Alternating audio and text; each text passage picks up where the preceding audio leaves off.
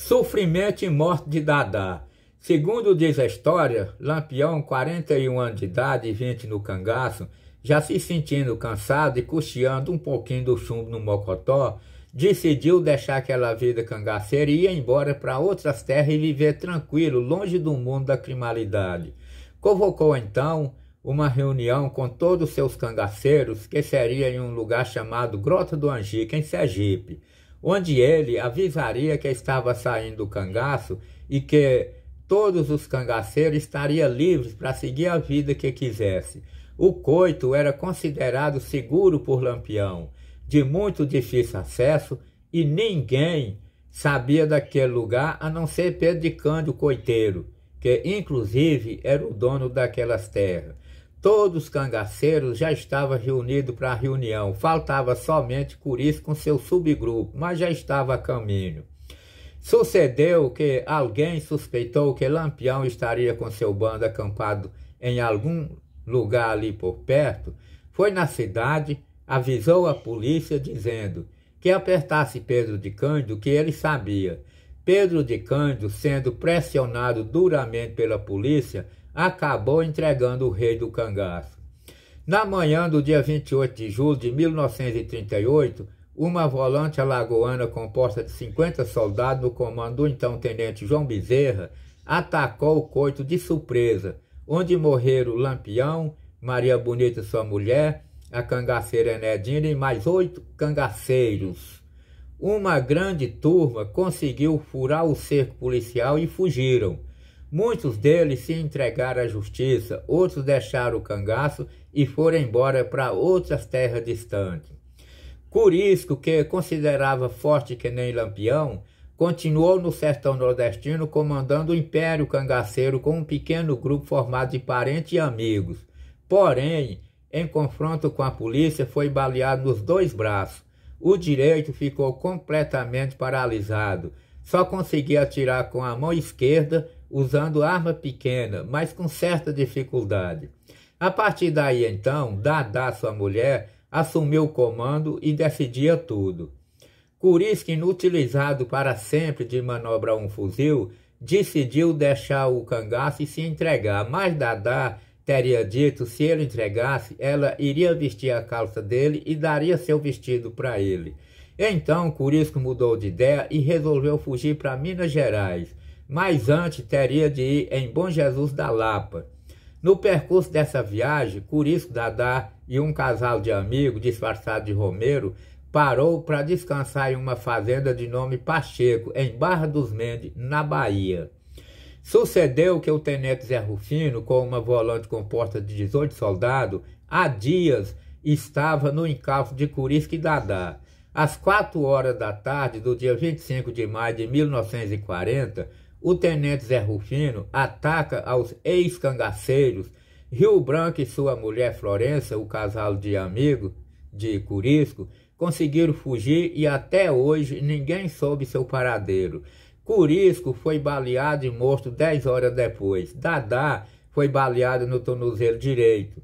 Curiço foi sepultado em Djalma Dutra, hoje Miguel Calmon, e Dadá teve que amputar a perna.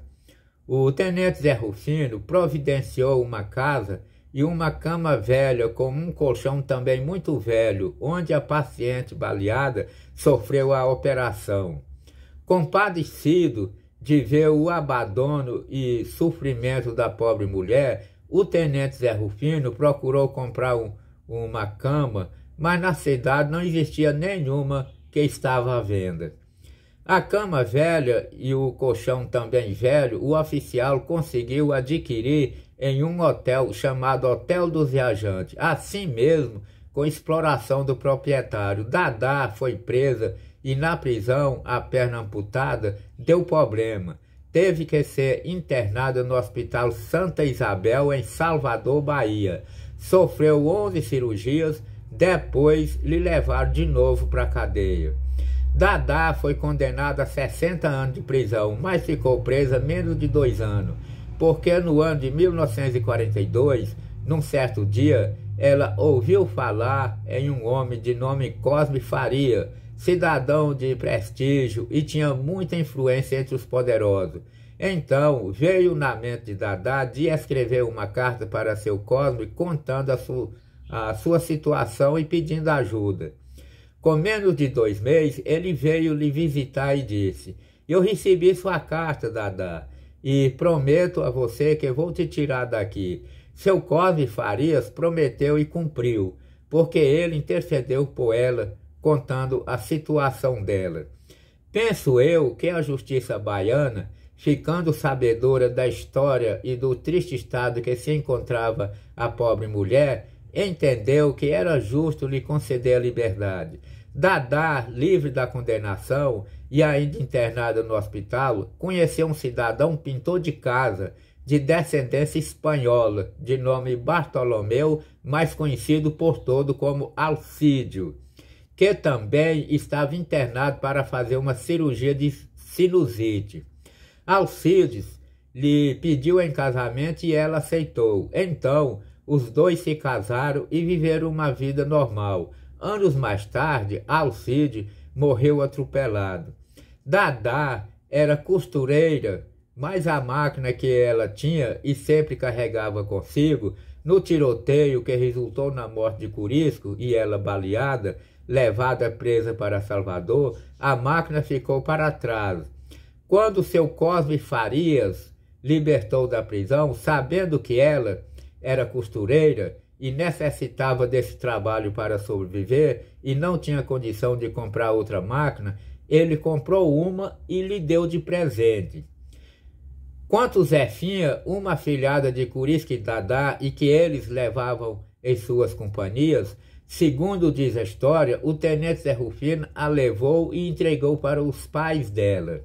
A história diz que Corisco levava 2 quilos de ouro e 300 contos de réis, que seria de Dadá por direito legítimo. Fortuna essa que ajudaria a ela financeiramente e garantia uma velhice em pleno conforto.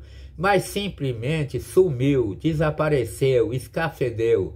Segundo diz a história, há suspeita que o tenente Zé Rufino passou mão e escondeu para si, porque ele apresentou um inventário declarando as coisas que, segundo ele, estava com Corisco: um parabelo, uma pistola, 2 punhais, uns brincos e um relógio. Mas o dinheiro e o ouro não foram declarados.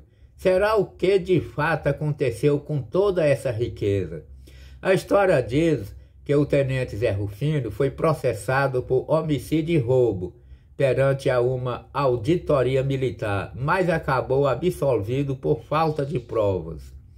A história diz também que depois de tudo isso, o tenente Zé Rufino comprou fazendas na região de Jeremoabo, entre elas a grande fazenda Cachoeira, nas margens da BR-110, a alguns quilômetros de Jeremoabo. Além das fazendas, o tenente comprou uma das melhores casas no centro da cidade de Jeremoabo, na rua Duque de Caxias. Zé Rufino comprou também outras várias casas menores. Segundo documentários e depoimentos de pessoas que conheceram Dadá, inclusive dela própria, testemunha ocular, ela foi uma mulher que sofreu muito fisicamente e financeiramente após o cangaço. Sérgia Ribeiro da Silva, mulher do cangaceiro Corisco, de descendência indígena e ex-cangaceira conhecida como Dadá, nasceu no dia 25 do mês de abril de 1915 em Belém do São Francisco, Pernambuco. Viúva 2 vezes, faleceu vítima de câncer dia 7 do mês de fevereiro de 1994 no Hospital São Rafael, em Salvador, Bahia, aos 78 anos de idade.